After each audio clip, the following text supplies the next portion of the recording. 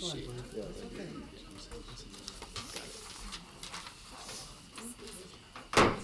This meeting is called to order in accordance with the Open Public Meeting Act. This meeting was included in a list of meeting dates sent to the Home News Tribune, the Star Ledger, and the Highland Park Planet on January 4th, 2017, and was posted on the bulletin board of Borough Hall, 221 South Fifth Avenue on January 4th, 2017, and has remained continuously posted as required by law. Fire exits are to my left and to my right. If you come up to speak, please speak into the microphones, and assistive listening devices are available. Romana, would you lead us in the Pledge of Allegiance, please? Pledge allegiance to the flag of the United States of America and to the republic for which it stands, one nation, under God, indivisible, with liberty and justice for all.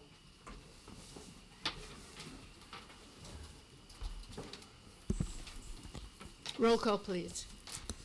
Mayor Burl Mittler? Here. Councilman Fine? Here. Councilwoman Foster Dublin? Here. Councilman George? Here. Councilman Hirsch? Here. Councilwoman Kim? Councilwoman Welkowitz? Here. Borough Administrator? Here. Borough Attorney? Here.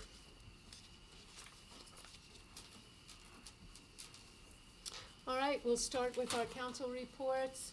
Would you like to give us a report, Councilwoman Foster Sure. Dublin? First of all, I would like to start out by saying, request a moment of silence for Jay Litzman's mother. The Barbara Littman have Littman. been a long-standing family here in Highland Park, and unfortunately she passed away about a week ago. So with that, I would like to observe a moment of silence.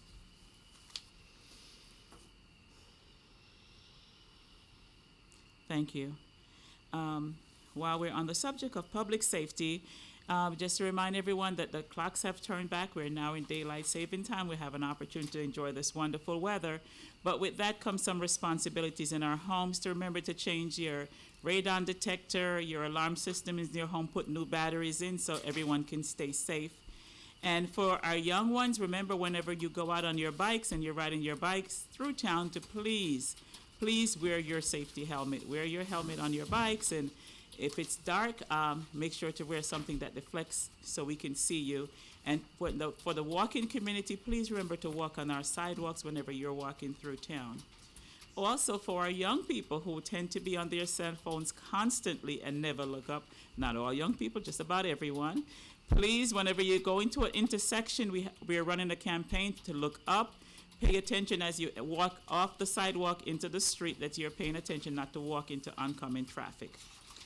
And that's pretty much it. We're going to be doing a medication drop again, and that's going to be done with the police department. So please take a look out that we're going to be doing that. Some medications that you have not used and you want to be disposed of can be disposed of at our police department. That's my report. Thank you, Mayor. Thank you. Councilman Fine? Madam Mayor, I do not have a report this evening. Thank you. Thank you. All right, Councilman George, I can barely see you, but I know you're down there. I'm here. Far be it from me to be missing. Okay, with regard to Public Works, I'd just like to let everybody know a little bit of the statistics from the snowstorm, which we were graced with as we got ready for spring. The team was out working at 2 a.m. with their two salt spreaders. Starting at 6:30, when we hit about 2 inches of snow as opposed to the rain and the sleet, all 8 plows were out, and by 9:30 that evening, all the streets had been cleared with at least 2 plows. The next day, 3 plows were out where cars had been moved. One of the problems that was presented was the fact that this was an unusual storm.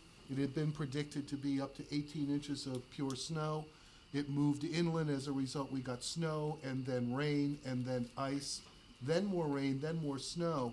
But what happened was the temperature began to drop significantly around 3 o'clock in the afternoon. And as a result, all those layers froze, and it made it very, very difficult to get good clearance on the roads. However, the DPW did the best. The other complicator, unfortunately, is a little more controllable. That's the human factor. If you know, some streets still have snow almost out to the middle of the street. Unfortunately, because some cars were parked, they were not moved, whether residents were not home, they were on trips and got snowed out. I know I almost got marooned after a funeral in Virginia, and we ran just ahead of the storm coming in. But also, the Superintendent Rich told me that a number of cars were pushed out into the street because they were so laden with this heavy snow. It was pushed out into the street, and as a result, again, because of the freeze and the water and the rain, that it was compacted, and that presented as well. But all in all, they did an excellent job in coping with what we really didn't anticipate would be such an unusual storm. With regard to the Arts Commission, it continues to be very creative, very engaged, and very much putting together programs for Highland Park. The Sculptures in the Park project, with the cooperation and thanks to the Environmental Commission, the Shade Tree Advisory Commission, and the Native Plant Preserve, have located the sculptures area at the Environmental Center. We've walked the sites twice, looking at the best siting. We had the Mason Gross people walk with us to begin to arrange the sculptures that the council reviewed several meetings ago. I've also been in touch with Rick Lear with regard to one siting in Johnson Park on the Highland Park side of the trestle, right basically in front of the Crossings development. We were scheduled, we were trying to call to get the markouts for utilities when the snowstorm for to welcome spring hit. In addition, the Artists Open Studio will be held again this year. The target date is June 11th. But this year they're also planning on making a little more organized with probably a conclusion to be located at a location with some outdoor seating and some music, hopefully, for an hour or so for everybody to share that. And there'll be more information coming up on the Arts Commission website. And some long-term projects, including possibly a photo history of historic Highland Park houses. And again, the Arts Commission would like to thank the Environmental Commission, the Shade Tree Advisory Committee, and the Native Plant Preserve for their cooperation in the sculpture project. Thank you, Mayor. Thank you, Councilman. Councilman Hirsch. Thank you, Mayor. Just a few things.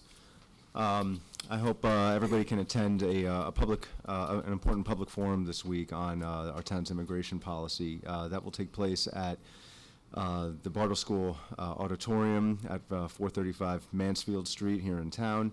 It's Thursday, March 23rd at 7 p.m.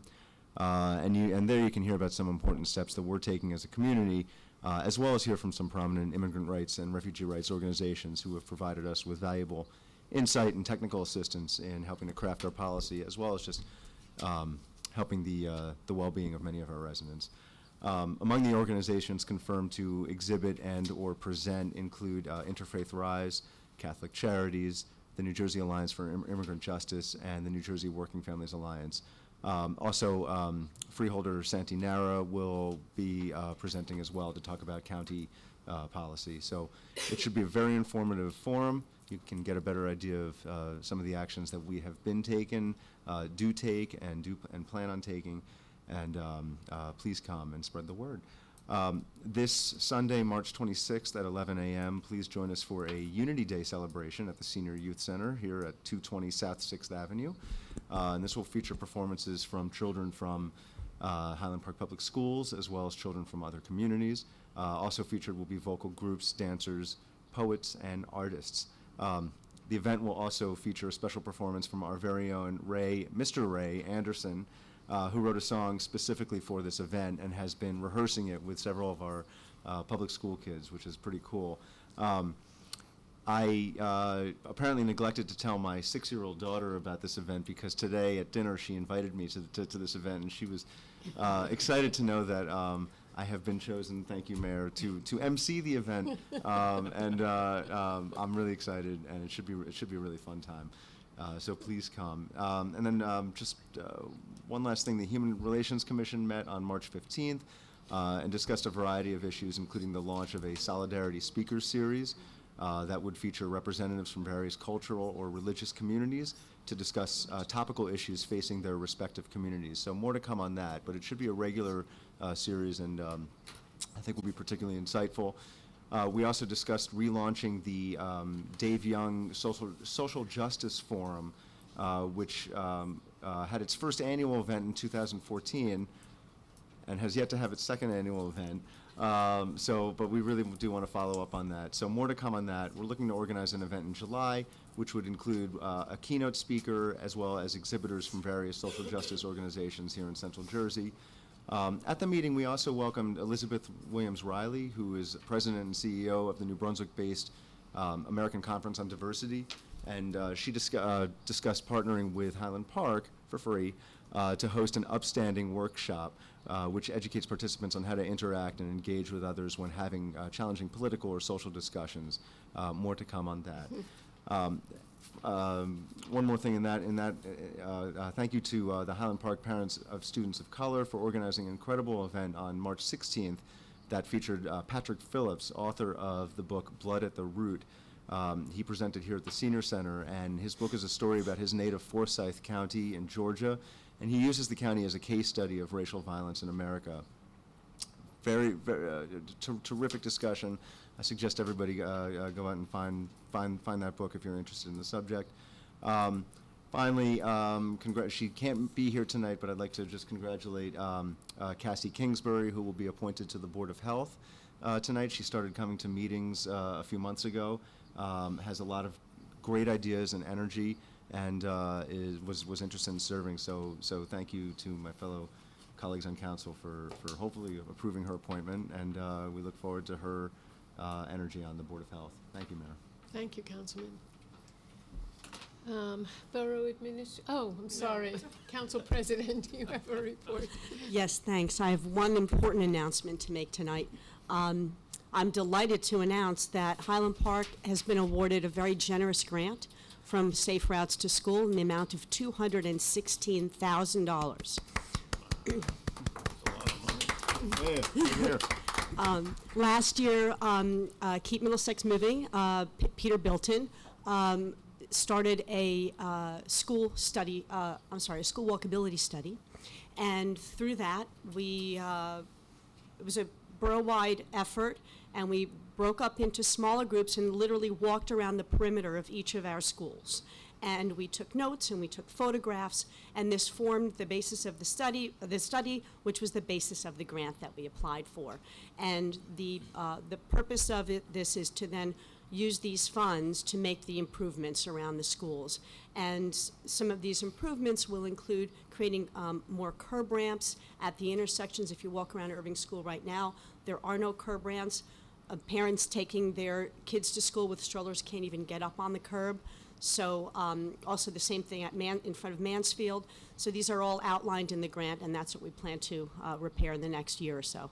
So thank you.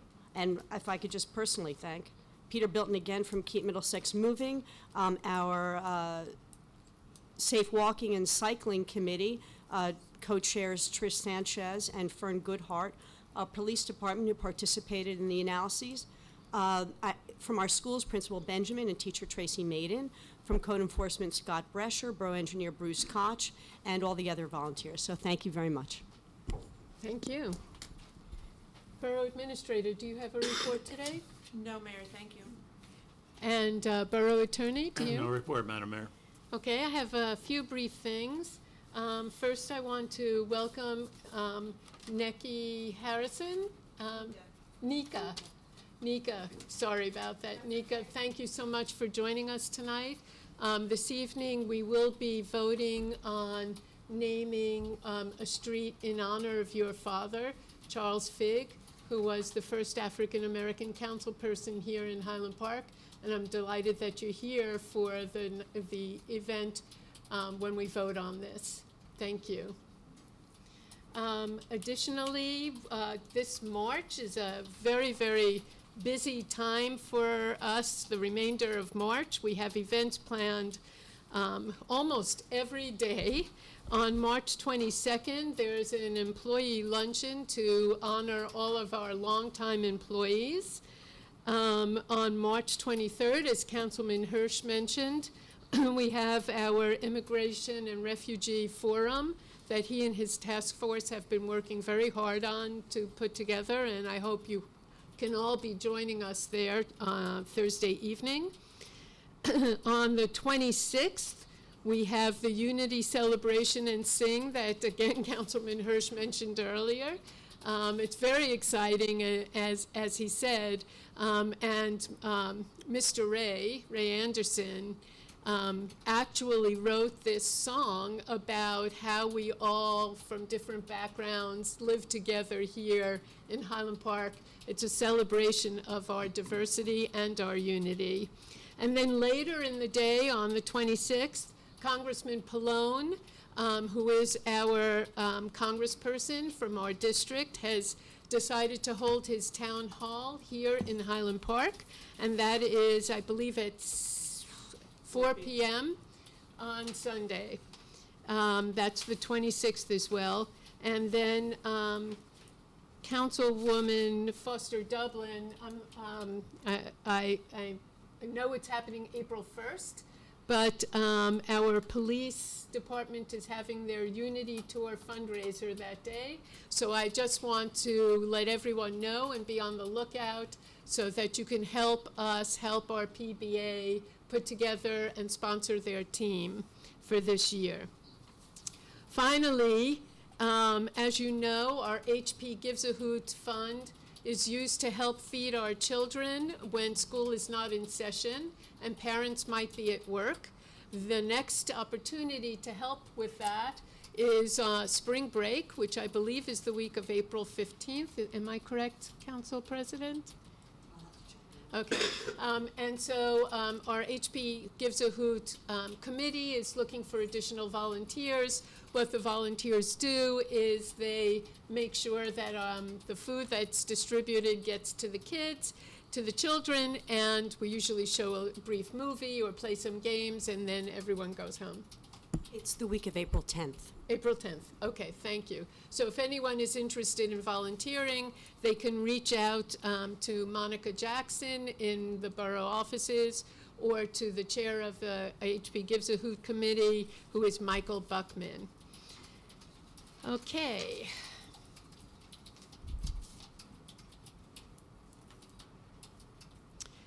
Any public discussion? Please step up to the microphone and state your name and address.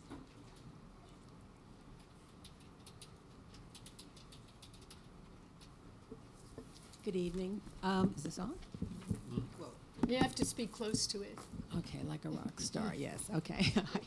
Good evening. My name is Terry D. Corsell. I live at 20 Cleveland Avenue, and I live next door to 35 Harrison Avenue.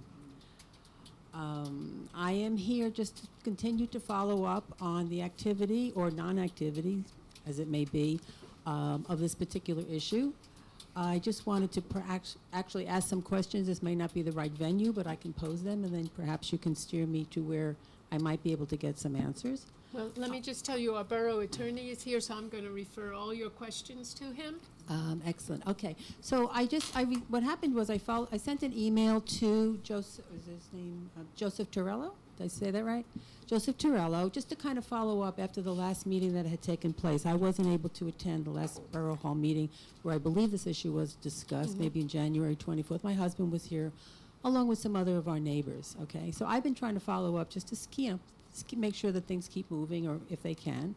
So my last correspondence with Joseph Torello asked him, well, have we gotten a response back yet from the owners of 35 Harrison? I believe several questions were posed to them that they were expected to come back with a response on the 13th of March. Okay.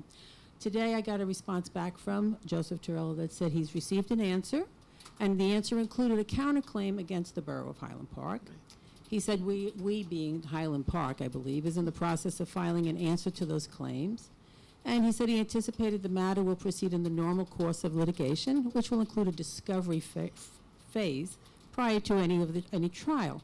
But because this is now an active litigation, and because his communications with me is not attorney-client privileged, he could no longer discuss anything further with me. So he said he would continue to keep people, the borough council informed, et cetera, et cetera. But what that doesn't answer to me are a couple of things. What were the questions that were asked of the owners of 35 Harrison? What sort of information were they expected to deliver back to the attorney? And then what answer did they give? And what are the counterclaims that now they are putting against the borough? What sort of timetable are we talking about to answer their claims? Because that wasn't something that Joseph Torello indicated in his email. How long is a discovery phase? I might, we're talking about a prime residential property in the historic district that has been allowed to be in disrepair for 11 years.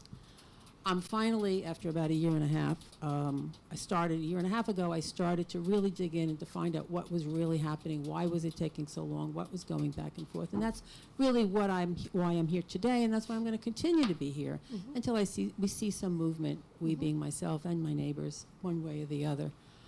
I'm not sure what else I can say about the issue, and I know that this council is very much aware of the issue, but again, I'm here to just continue to push and get answers and find out what the recourse is and what can happen. So let me turn it over to Edgemere so he can answer your questions. Thank you very much. And that's my colleague, Joe Torriello, who does the litigation for the borough.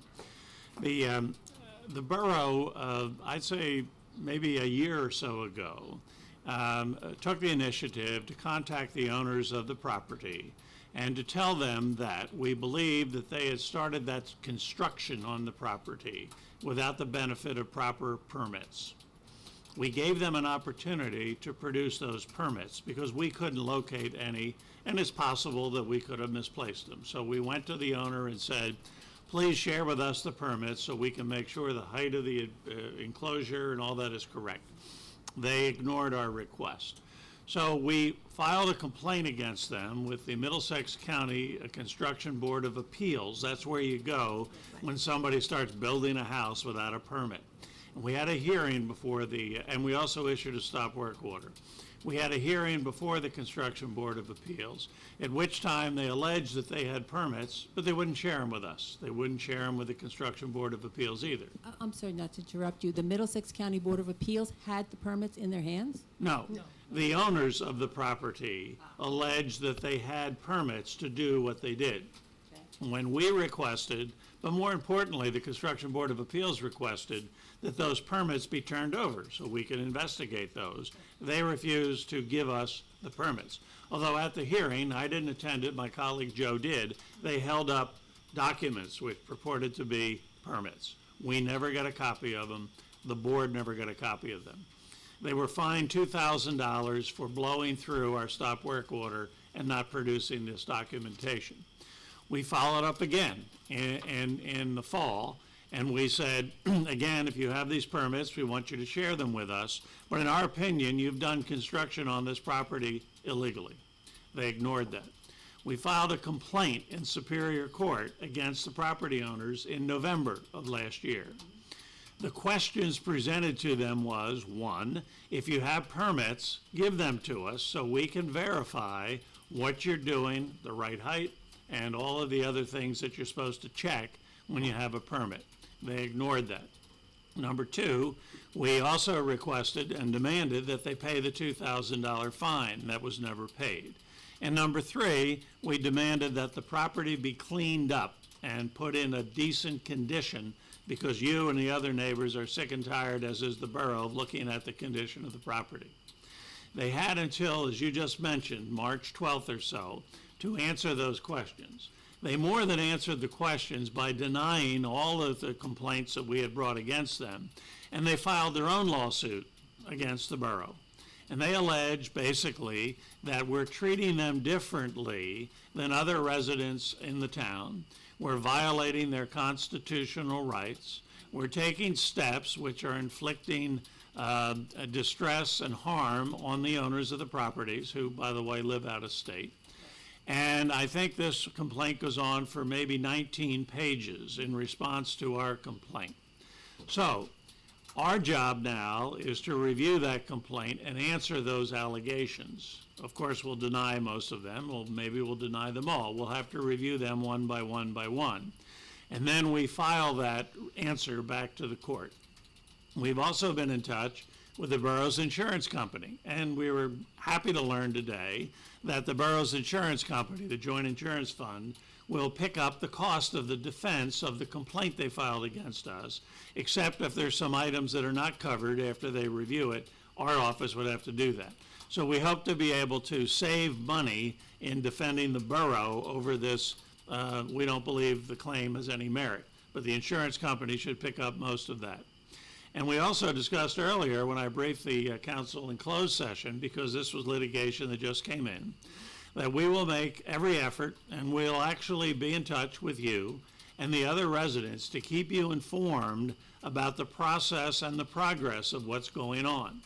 Superior Court litigation, unfortunately, is not very quick. Normally here in Middlesex County, between the time you file a suit and the time you get to court is about 2 years. That's how long it takes to go through the process. The discovery phase, 6 months. So that's an opportunity for us to ask questions of the property owner under oath, and they in turn will ask questions of the officials here at the borough who they think are treating the owners poorly. And then we will have requests to the court to maybe toss out some of the claims against us, and then we will eventually go down to a trial here in Middlesex County. We will keep you and the other, and we do have a list, and the mayor has a list of 5 or 6 or more neighboring property owners who are sick and tired of looking at this property and want to get this thing addressed. And the council is committed to do that. I hope you can understand that we can't share the substance of what we're going to do in the lawsuit with you, because that would be immediately turned over to the other team, and that's not how litigation works. But we will keep you informed. We'll try to answer the questions as clearly as we can and promptly. But when we get to the fine line about sharing information which would damage our position legally, we're going to have to defer to not giving you that detailed information. And that's on my report. May I say a few more words? Okay, I can't say what you've said to me is particularly encouraging. I could see this going on for another 5 or 10 years. What really disturbs me is the fact that you request a permit from this person, and not only do they not provide it, but a year can go by, and he still doesn't provide it, and there doesn't seem to be any recourse in the courts to either having him comply or just shut down or take over or do something. Well, that seems to be what I'm hearing, that there's no recourse. You can ask from now till whenever. There will eventually be recourse. The first count in our lawsuit, filed in November, demands that the permits, if they exist, be produced. So that's first count, first request to the court. Give us the permits if they exist. We don't believe they exist, and therefore this project should be permanently shut down. Not to argue with you, I believe you mentioned that a year ago you asked for the permits and they weren't provided. What recourse did the town have at that point? And I don't want to go back into history. History's history. It's not going to change anything. But I need to understand why this has been allowed to go this long. Does the town not have any laws on their books that can address this particular issue? Well, we can't do self-help. In other words, we can't, what we did was we shut the job down with our stop work order. Before we could go to Superior Court in November, we had to exhaust what's called administrative remedies, which means that if you have a board or an agency you can go to get help and to get this resolved shorter than going to Superior Court, you have to do that. That's why we elected to go to the Middlesex County Board of Construction. And that's where we had to go. If we didn't go there and we filed the complaint directly, it would have been thrown out of court because we didn't make the first stop along the legal chain. So that's why it took so long. We had to go to the Construction Board of Appeals and have a hearing and have them rule, and then that gets checked off, and then we can take the next step. And we had hoped, candidly, or expected, that we would get their cooperation by either providing the permits or agreeing to clean up the property. We had hoped that that would be the response. It wasn't. I would say that you're probably more of an optimist than I would have been at this point, given the fact that this has been going on for 11 years. But again, I hear what you're saying about what you can and you can't do. And that sounds to me like that's probably it as far as today goes, unless there's some other. We'll keep you informed. Thank you very much. Thank you. Okay, any other public discussion? Please state your name and address. My name is Jessica Hunsden, and I'm at 304 Montgomery Street. Nice to meet you in person. Exactly, I agree. I have lived in Highland Park for 8 years, and I coordinate the community garden in Highland Park, in Donaldson Park, and I work with the immigrant communities providing ESL services in programming in New Brunswick. So I'm here today because I recently hosted a gathering in my house of local community members who are really interested in working on several issues related to protecting civil liberties within our communities. And we recognize that much work is already happening within the community between the council, the Highland Park Police Department, and multiple community-based organizations related to remaining a welcoming community to immigrants and refugees. And we're really grateful to live in a community that is taking steps in this direction. Our group that is quickly growing is interested in particular in making sure that the resolution drafted by the Immigrant and Refugee Task Force aligns to the ACLU's 9 model state and local enforcement policies and rules. I have shared this document with both Mayor Gale and Councilman Matt Hirsch, and if you have not received it, I would be happy to share it with all of you in a follow-up email. Several from our group plan to attend the forum. Unfortunately, I can't attend the forum this Thursday, and we're specifically interested in learning in how these 9 model rules align or don't align to what is currently being drafted. And additionally, I don't know if the task force has room for another member, but I know that we would have at least one person from our group who would be interested in joining. And I just want to thank you all for listening to my concerns, and we look forward to this future conversations about Thank you, this. Jessica. Thanks. Matt, do you want to address that? Yeah. Thank you so much. It's nice to meet you too. And I was looking through the models, and actually, I mentioned it yesterday. I was with at New Labor in New Brunswick with Working Families and the Alliance, and the resolution that we're considering now has a lot of what you've presented kind of woven into it. But I will say this is a cornerstone policy document. I mean, it really affirms existing policy and kind of sets the stage moving forward. So this the task force, which whose work will continue, there will be a lot of opportunities to incorporate to look at new issues, to incorporate new initiatives, and I would love to have your involvement, and if you have somebody in mind who's specifically willing to volunteer, we should meet. And yeah, thank you. Please state your name and address.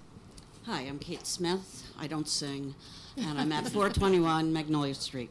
I've been there for 26 or 27 years. I have also done a lot of work with immigrants as a bilingual teacher, an ESL teacher, and I've been a supporter of the ACLU for a long time. You haven't seen me here before because generally in Highland Park, there's no reason to complain, and I thank you for that.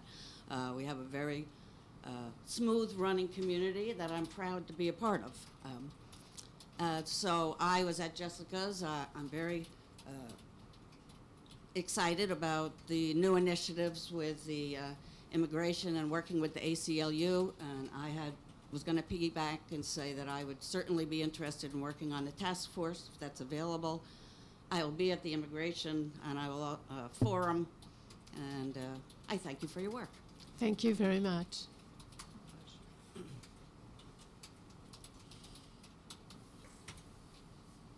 Herb Gross, Adelaide Gardens.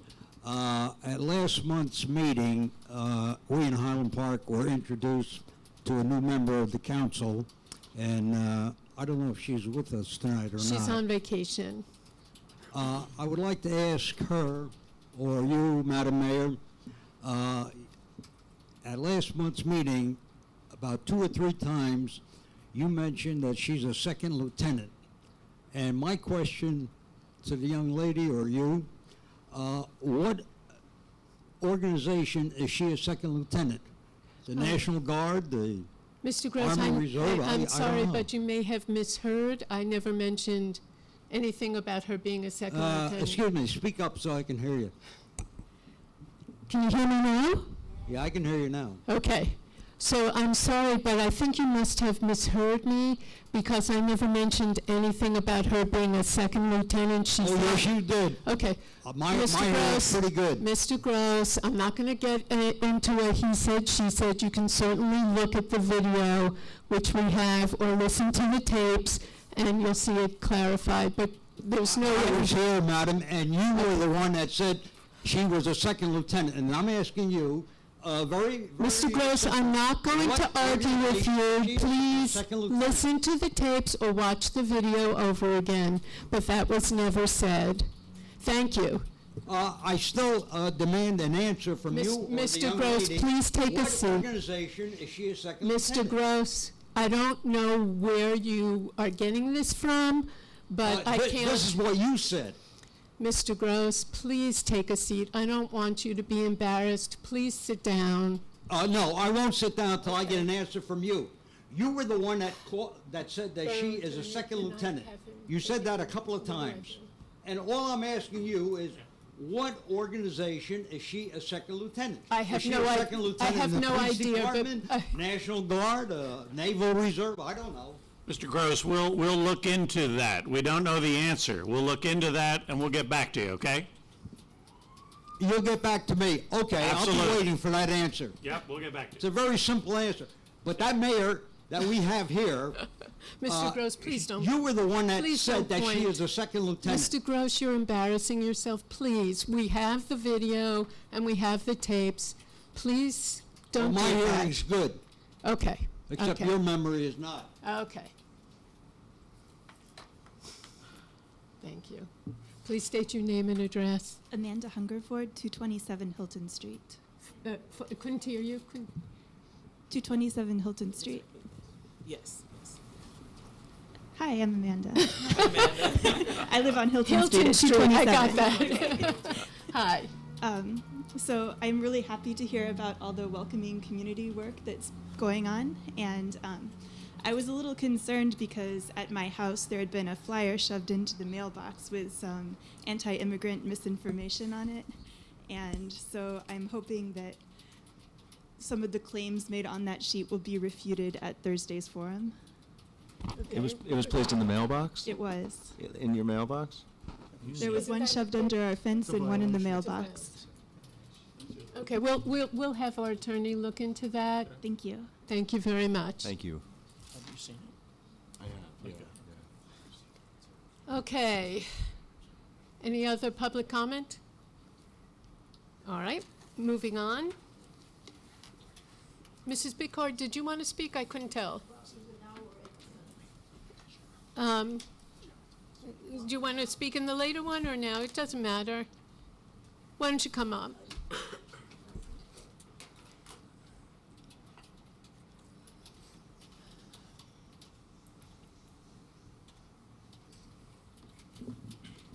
Ruth Bickard, 307 Magnolia Street. My concern is the sidewalk maintenance in relationship to this snowstorm. I mean, we were snowed in. I was very lucky. I have a tenant, a young, sturdy young man, and between him and the two neighbors on each side, the sidewalk on our street was very well cleared. You could walk through between 3rd and 4th Avenue on Magnolia. Then comes the snowplow.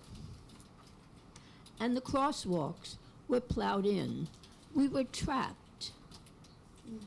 So I was a little concerned about that. And on last Thursday, I was here at Borough Hall. So I stopped downstairs in the office to find out. Years ago, I knew that a tenant of mine had gotten a fine because she had put her garbage can out too early. Right. What the rules and regulations were, and she made 6 copies for me. I distributed 5 of them to the houses that offered the least maintenance care. And 2 hours later, their sidewalks, their properties were cleaned. So it does work.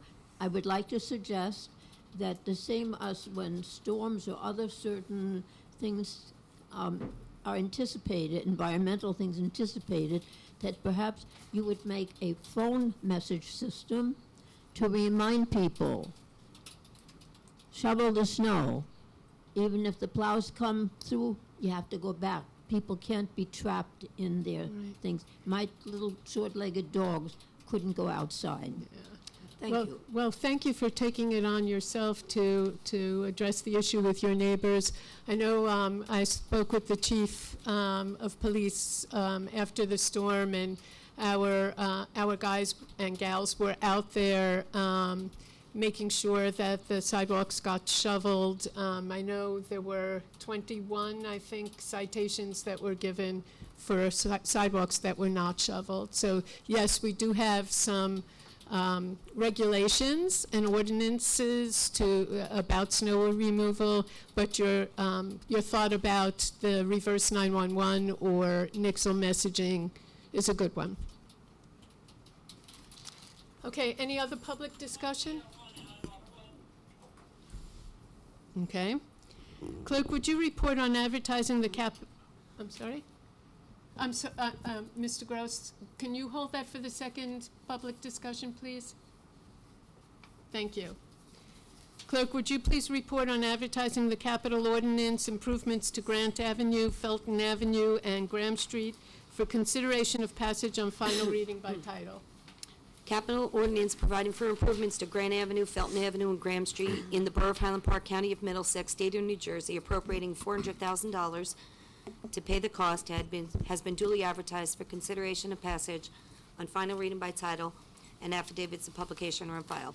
The ordinance was posted and made available for public inspection as required by law. All right, may I have a motion to take up the ordinance on final reading by title? So moved. Second? Any public hearing? Okay. Resolution to, may I have a resolution to adopt or reject and advertise the ordinance on final reading by title? Motion to adopt? Second. Roll call, please. Councilman Fine? Yes. Councilwoman Foster Dublin? Yes. Councilman George? Yes. Councilman Hirsch? Yes. Councilwoman Welkowitz? I just want to point out that these funds are from a grant from the Department of Transportation. So that's paid in full to repair these streets, and yes. Clerk, would you report on advertising the cap rate exception ordinance for consideration of passage on final reading by title? Calendar year ordinance to exceed the municipal budget appropriation limits and to establish a cap bank was duly advertised for consideration of passage on final reading by title. The ordinance was posted and made available for public inspection as required by law. All right, may I have a motion to take up the ordinance on final reading by title? So moved. Second. Any public hearing? Okay. May I have a motion to adopt or reject and advertise the ordinance on final reading by title? Motion to adopt? Second. Okay, roll call, please. Councilman Fine? Yes. Councilwoman Foster Dublin? Yes. Councilman George? Yes. Councilman Hirsch? Yes. Councilwoman Welkowitz? Yes. Okay. Clerk, would you report on introduction of administration of government ordinance amendment for consideration of passage on first reading by title? An ordinance to amend and supplement the revised general ordinances of Borough of Highland Park, Chapter 3, Administration of Government, has been introduced and writing by the council as a whole for consideration of passage on first reading by title. May I have a motion to adopt or reject and advertise the ordinance on first reading by title? Motion to adopt? Second. Roll call, please. Councilman Fine? Yes. Councilwoman Foster Dublin? Yes. Councilman George? Yes. Councilman Hirsch? Yes. Councilwoman Welkowitz? This is an ordinance to change the organization chart to include Stephanie Kim, who's been newly appointed, and she will be taking over some of the responsibilities on the Arts and Rec Committee, and Councilman George will be the new liaison for Public Works and still on the Arts Commission as well. Thank you. And yes. Thank you. All right, may I have excuse me, resolution to approve emergency temporary appropriations. May I have a motion to adopt or reject? Motion to adopt? Second? Roll call, please. Councilman Fine? Yes. Councilwoman Foster Dublin? Yes. Councilman George? Yes. Councilman Hirsch? Yes. Councilwoman Welkowitz? Yes. On the consent agenda, may I have a motion to adopt items 13 through 21? So moved? Second. Roll call, please. Councilman Fine? Yes. Councilwoman Foster Dublin? I would especially like to point out 122, resolution to designate Valentine Street as Charles Figg's Way. I had the pleasure and the opportunity to be mentored by Mr. Figg, and as a newly minted council member, and he was an excellent teacher, and I think it's very befitting that this street be named after Mr. Figg. And with that said, yes. Thank you. Councilman George? Yes. Councilman Hirsch? Yes. Councilwoman Welkowitz? Nika, I'm sorry for your loss, and it's lovely to see you again after so long. Yes. Okay. I am going to be appointing Cassie Kingsbury as alternate number 1 to the Board of Health. May I have a motion to confirm? So moved. Second?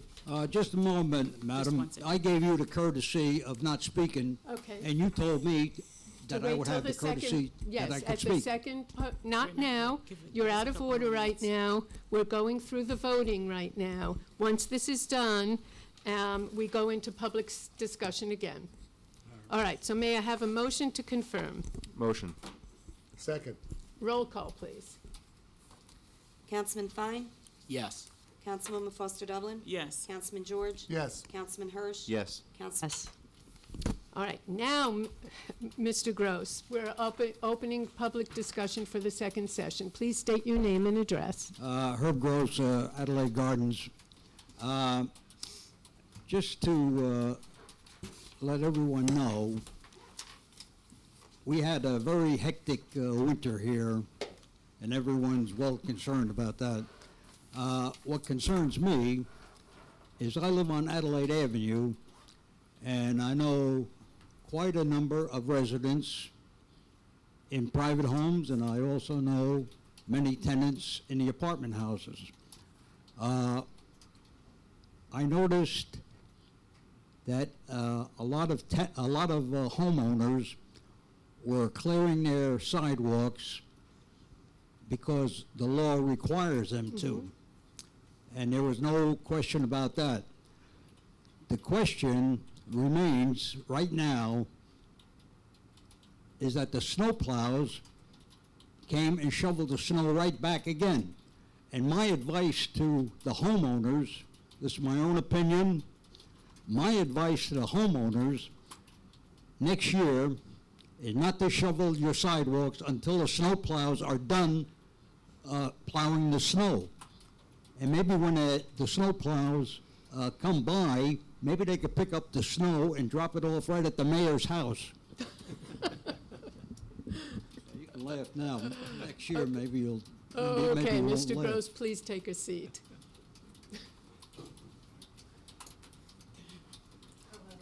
Hi. My name is Nika Fig Harrison, and this is such a beautiful honor that the community and the town is doing, and myself and my family are very appreciative and very grateful. It's a wonderful thing that you're doing, so thank you very much. And thank you so much. We will be talking with you further about a date to actually put the street sign up come the nice weather. Okay, and thank you also for the wonderful flowers. You're welcome. Thank you. You're welcome. Okay, any other public discussion? Don't forget to state your name and address. Okay, Jessica Henston, 304 Montgomery Street.